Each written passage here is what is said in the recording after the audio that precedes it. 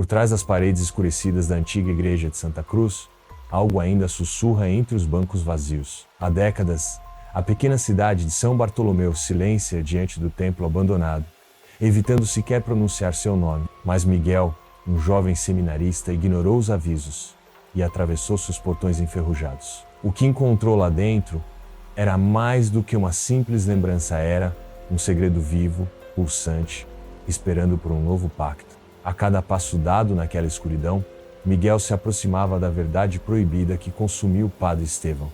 Mas há mistérios que não devem ser revelados, e pactos que jamais podem ser desfeitos. Será que ele conseguirá escapar do destino que o aguarda? Descubra a história oculta por trás da igreja abandonada. Deixe seu like, inscreva-se no canal e ative o sininho para não perder nenhum mistério sombrio. O padre que fez um pacto?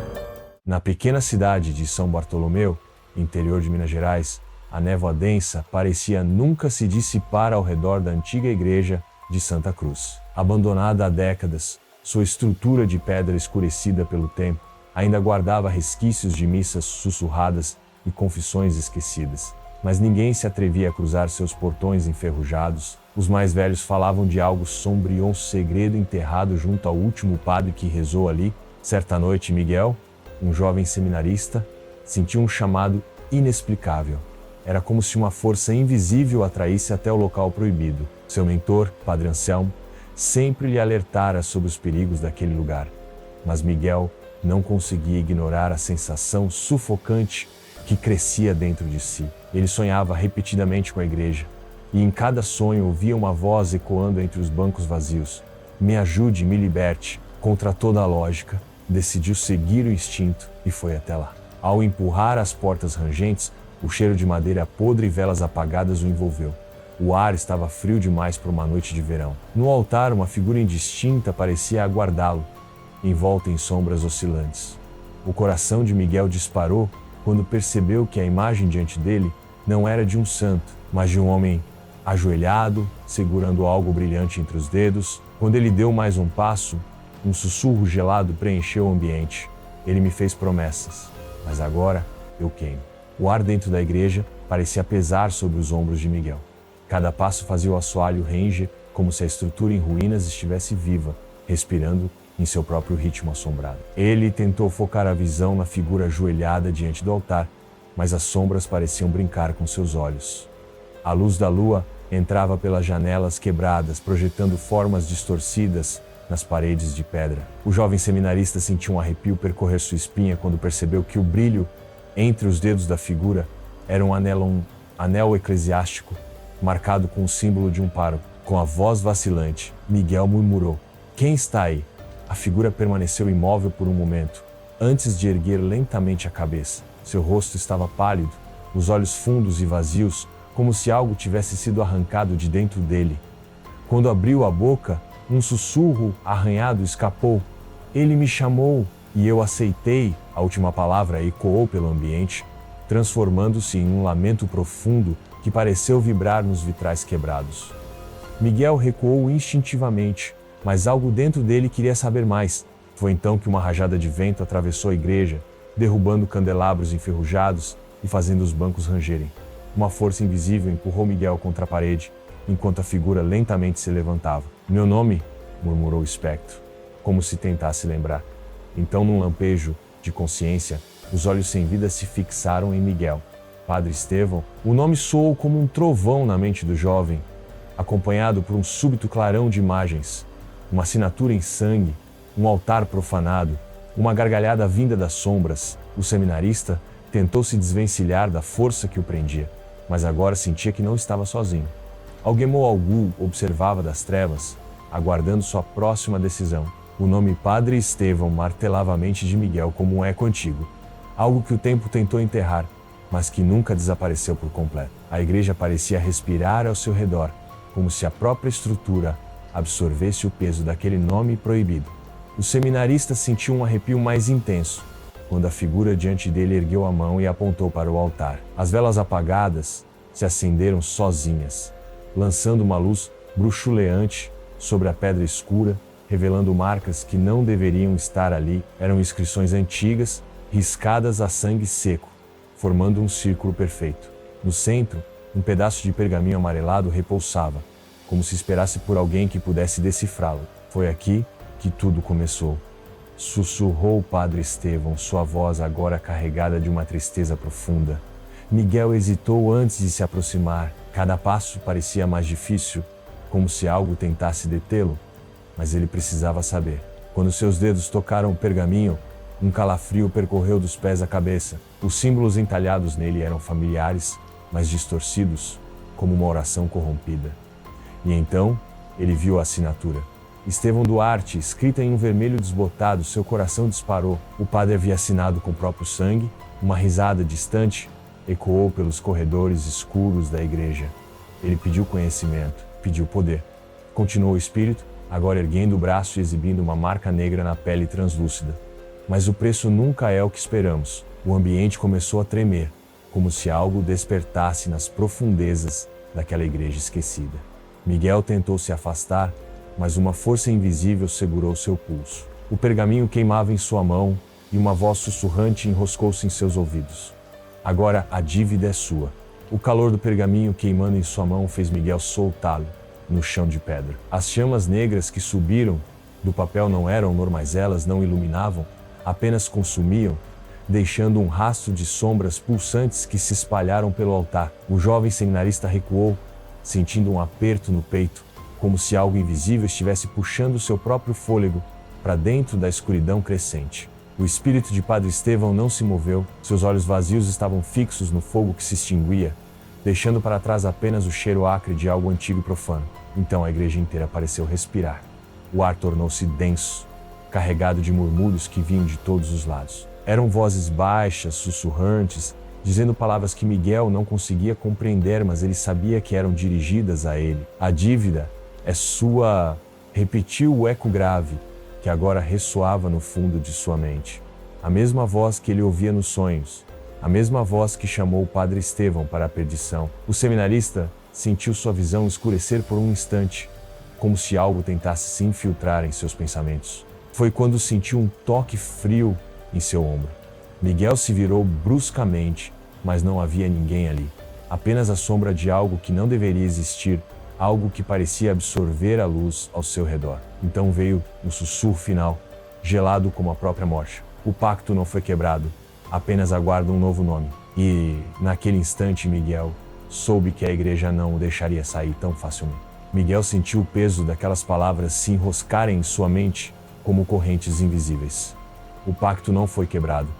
O eco sinistro parecia vibrar dentro de seu peito, sufocando sua respiração. Ele olhou ao redor, buscando uma saída, mas a igreja já não era a mesma. As paredes pareciam mais estreitas. A luz da lua quase não conseguia mais atravessar os vitrais quebrados. O altar, agora envolto numa penumbra espessa, parecia pulsar como se fosse um organismo vivo, alimentando-se do medo que crescia dentro dele. Foi então que viu as marcas no chão se expandirem, como rachaduras abrindo passagem para algo muito mais antigo do que qualquer lenda. De dentro delas, um sussurro profundo começou a emergir, não mais em um idioma desconhecido, mas em palavras que ele compreendia perfeitamente. Miguel, você foi escolhido. O seminarista recuou, o coração martelando contra as costelas. Não, aquilo não podia ser real, mas a sombra que se arrastava do altar não deixava dúvidas. Era uma presença que parecia existir entre os mundos, sem forma definida, apenas olhos que brilhavam como carvões incandescentes, observando cada um de seus movimentos. O espírito de Padre Estevão permaneceu imóvel, mas Miguel percebeu algo estranho em sua expressão. Era um alerta, uma súplica silenciosa, como se mesmo condenado ele tentasse avisá-lo do que estava por vir, mas já era tarde. As vozes começaram a chamá-lo novamente, agora mais fortes, reverberando pelo interior da igreja como gritos de um abismo sem fim. O nome precisa ser escrito, o pacto precisa ser selado. E contra sua vontade, os pés de Miguel começaram a se mover em direção ao altar. Miguel lutava contra seus próprios pés, mas algo o arrastava para frente, como se fios invisíveis estivessem enredados em seus tornozelos. O altar escurecido pulsava diante dele, e a voz vinda das rachaduras no chão se tornava cada vez mais insistente. O pacto precisa ser selado. O jovem seminarista sentiu um frio cortante subir por sua espinha, quando notou que sua mão direita agora segurava um objeto que não lembrava ter pegado. Era uma pena antiga, feita de osso, com a ponta afiada como uma lâmina. E, sobre a pedra do altar, um pergaminho surgiu, idêntico àquele que Padre Estevão havia assinado há tantos anos, mas este estava em branco esperando um novo nome. A sombra, sem forma, que se retorcia ao redor do altar, observava em silêncio. Seus olhos vermelhos brilhavam no escuro, impacientes. Miguel tentou resistir, mas sentiu seu braço sendo puxado para frente. O espírito de Padre Estevão se aproximou, e pela primeira vez desde que apareceu, falou com desespero na voz: "Não escreva, Miguel, é isso que ele quer." O seminarista olhou para o padre e percebeu algo horrível. Suas mãos estavam presas por correntes negras que se enroscavam em seus pulsos. Ele era apenas um fantoche de algo maior, um aviso tardio. O peito de Miguel queimava, e ele sentiu algo escorrer de sua palma, sangue. A pena já havia perfurado sua pele, e a primeira letra do seu nome começava a surgir no pergaminho. O fogo das velas tremulou violentamente, e a igreja pareceu se inclinar sobre ele, como se o tempo estivesse prestes a se partir. "Termine, Miguel." A voz sombria sussurrou, agora tão próxima que parecia estar dentro de sua cabeça. Mas então, no último instante, algo quebrou o silêncio. Um som distante. Uma batida forte nas portas da igreja. E por um segundo, o feitiço que o prendia pareceu enfraquecer. A batida nas portas ressoou pela igreja como um trovão. Miguel piscou, atordoado, sentindo o controle sobre seu próprio corpo retornar aos poucos. A pena de osso escorregou de seus dedos, caindo sobre o altar com um som seco. O pergaminho, manchado pelo sangue de sua palma, começou a se contorcer como se estivesse vivo, queimando-se em chamas azuladas que se apagaram no mesmo instante. Algo estava furioso, algo que não aceitava ser interrompido. O ar ao redor dele ficou denso, e um rugido grave ecoou das rachaduras no chão. A sombra que se escondia atrás do altar se ergueu abruptamente, expandindo-se até tocar o teto da igreja. Os olhos vermelhos se multiplicaram, dezenas deles abrindo-se dentro da escuridão pulsante. Padre Estevão gemeu, suas correntes se apertando ainda mais. Miguel sabia que aquela era a entidade com quem o padre havia feito o pacto, e agora ela estava impaciente. Foi então que as portas da igreja foram abertas com violência. Um homem idoso, vestindo um manto negro e segurando um crucifixo de madeira gasta, entrou apressado. Seus olhos carregavam uma urgência fria. "Afaste-se do altar, agora!" Ele ordenou, sua voz ecoando com um peso que parecia cortar o próprio ar. Miguel sentiu um choque percorrer seu corpo. O homem apontou para o espírito de Padre Estevão e murmurou algo em latim. O padre gritou, suas correntes tremendo, mas seu rosto carregava um olhar de súplica. Ele não queria ser salvo. Ele queria que Miguel fugisse. A igreja inteira tremeu, e o seminarista sentiu uma certeza terrível se cristalizar em sua mente. A entidade não queria apenas um nome no pacto. Ela queria um substituto. Miguel estava no centro dessa armadilha há muito tempo preparado. Miguel tentou recuar, mas um peso invisível o mantinha preso ao chão, como se mãos espectrais se agarrassem a seus tornozelos. O homem de manto negro avançou, erguendo o crucifixo em direção à sombra que se contorcia no altar.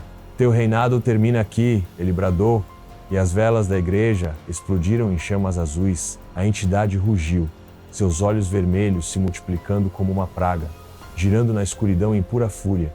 Mas Miguel percebeu algo estranho. O olhar do homem não estava fixo no monstro, e sim nele. O seminarista tentou falar, mas uma dor cortante atravessou seu peito. Seu nome estava sendo escrito. O sangue que escorrera de sua mão continuava a se mover sozinho no altar, completando as letras finais. A batida de seu coração ecoava em seus ouvidos como sinos de um funeral. A verdade caiu sobre ele como um raio. Aquele homem não viera para salvá-lo. Ele era o executor do ritual. Padre Estevão gritou, lutando contra suas correntes, mas foi silenciado por um gesto do estranho. A sombra se contraiu, como uma serpente prestes a dar o bote. Miguel tentou resistir, mas suas forças se esvaíam. Seu corpo estava ficando frio, sua visão turva, e então tudo se encaixou. O pacto nunca seria desfeito, apenas passado adiante. Um novo nome, um novo prisioneiro. E o último ato da entidade era sempre encontrar alguém tolo o suficiente para tentar quebrar o ciclo. Quando a escuridão finalmente o envolveu, Miguel ouviu a voz do homem sussurrar, cheia de pesar. "Perdoe-me, filho. Eu também já fui você." Por anos, a igreja de Santa Cruz permaneceu fechada, esquecida pelo tempo, mas nunca realmente vazia. A lenda do seminarista que desapareceu naquela noite se espalhou entre os moradores de São Bartolomeu, assim como os sussurros de que alguém ainda rezava ali, mesmo sem um rosto visível nos vitrais escurecidos. Alguns diziam ouvir batidas na porta ao cair da noite, outros juravam ver sombras se movendo atrás do altar, mas ninguém jamais ousou entrar novamente. O pacto nunca foi quebrado, apenas precisava de um novo nome, um novo guardião, para manter o ciclo intacto. Miguel agora fazia parte da igreja não em corpo, mas em espírito, preso entre as rachaduras do tempo, esperando, chamando por alguém. E um dia, como sempre acontecia, alguém responderia: afinal, toda maldição precisa de um sucessor. Se você gostou dessa história e quer mais contos sombrios como esse, não se esqueça de curtir e se inscrever. O próximo chamado pode ser o seu.